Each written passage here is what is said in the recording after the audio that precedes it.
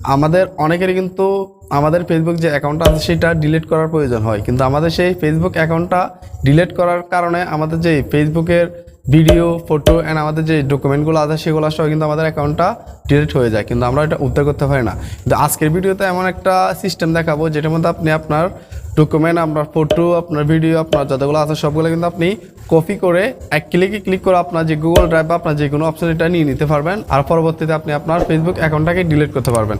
তো সেটা কীভাবে করবো সেই ফুল প্রসেসটা দেখাবো। আর আপনি যদি আমার চ্যানেল নতুন হয়ে থাকেন অবশ্যই একটা সাবস্ক্রাইব করে দেবেন, আর পাশে বেল আইকনটা বাজিয়ে দেবেন নতুন নতুন ভিডিও সবার পাওয়ার জন্য।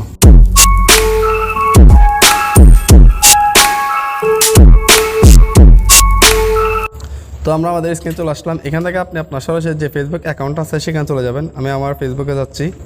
ওকে, তো এখানে আসার পর আপনার যে ডান পাশে প্রোফাইল দেখছেন বা 3 ডট লাইন, এখানে ক্লিক করবেন।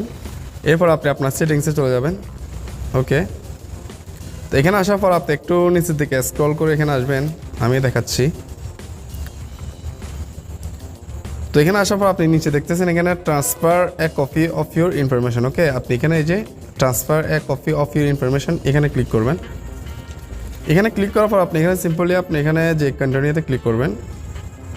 ওকে, তো এখান থেকে আপনার যে অ্যাকাউন্টটা আপনি এখানে কপি করতে চাচ্ছেন সেই অ্যাকাউন্টটাকে আপনি এখানে ক্লিক করে দেবেন। ওকে, তো ধরেন আমি এখানে আমার যে এমডি আলিম ওয়াইটি এটাতে ক্লিক করলাম।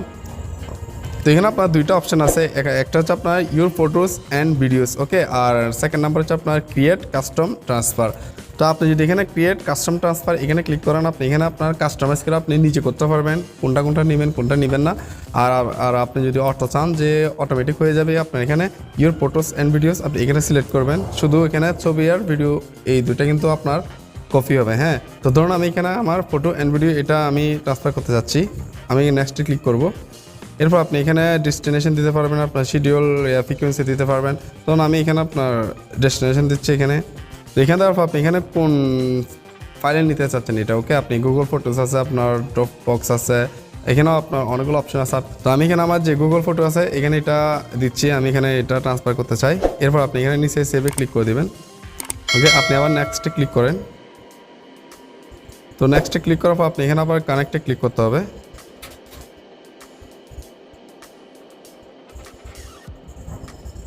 এখানে একটু সময় নেবেন।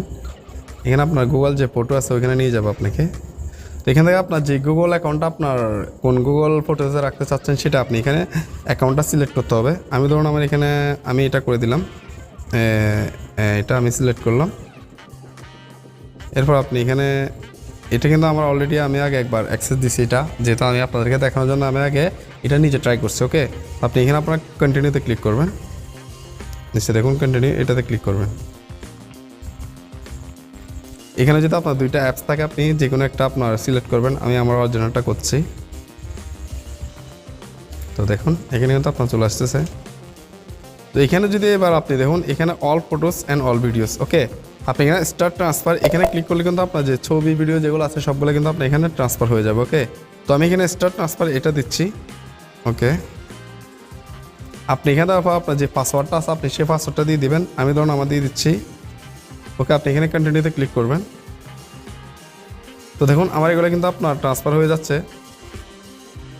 তো দেখুন এখানে কিন্তু ডান উঠে গেছে, অর্থাৎ আমার যে ছবি ভিডিও যেগুলো ছিল আমার যে অ্যাকাউন্টে সেইগুলো কিন্তু এখানে আপনার ডান হয়ে গেছে, কপি হয়ে গেছে। ওকে, তো আমি বলে রাখি আমার এটা হচ্ছে আপনার একটা অ্যানাদার অ্যাকাউন্ট, এখানে তেমন ছবি বা ভিডিও ছিল না।